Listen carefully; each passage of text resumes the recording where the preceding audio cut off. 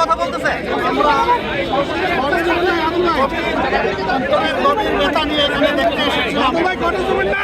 তাকে ওটির ভিতরে অপারেশন নেওয়া হয়েছে। তার চিকিৎসা ক্ষতিগ্রস্ত হতে পারে কিনা আমি অভিযোগ করি। ওটির বাইরে ছিলাম।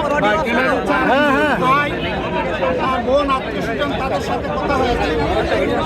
আমরা এই ঘটনায় স্তম্ভিত। আমরা এই ঘটনায় এই ঘটনায় যে সমস্ত কাপুরুষরা ঘটিয়েছে আমরা তার তীব্র নিন্দা জানাই এবং আমরা চাই অবিলম্বে কাপুরুষদেরকে খুঁজে বের করে শাস্তির আওতায় আনা হোক। তবে একটা কথা মেসেজ ভেরি ক্লিয়ার, এই জাতি কোনো গুলিকে পরোয়া করবে না ইনশাআল্লাহ। আমরা কোনো গুলির তোয়াক্কাও করি না। কেউ যদি আবার নতুন করে ফ্যাসিজম বা সন্ত্রাসের রাজত্ব বাংলাদেশে কায়েম করতে চান তাহলে খুব দেরি হবে না, যথাযথ জবাব পেয়ে যাবে। দিতে দেবে এবং কাউকে এই ধরনের নোংরামি করার সুযোগ দেওয়া হবে না। বাংলাদেশের মাটি কারো বাপদাদার জমিদারি না, এটা 11 কোটি মানুষের সম্পদ। এই সম্পদ পাহারা দেওয়ার দায়িত্ব আমাদের সকলের। আমরা সেই পাহারাদারি করবো ইনশাআল্লাহ।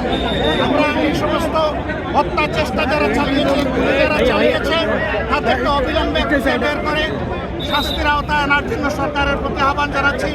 সরকারের কোনো ধরনের ঢিলামি এখানে বরদাস্ত করা হবে।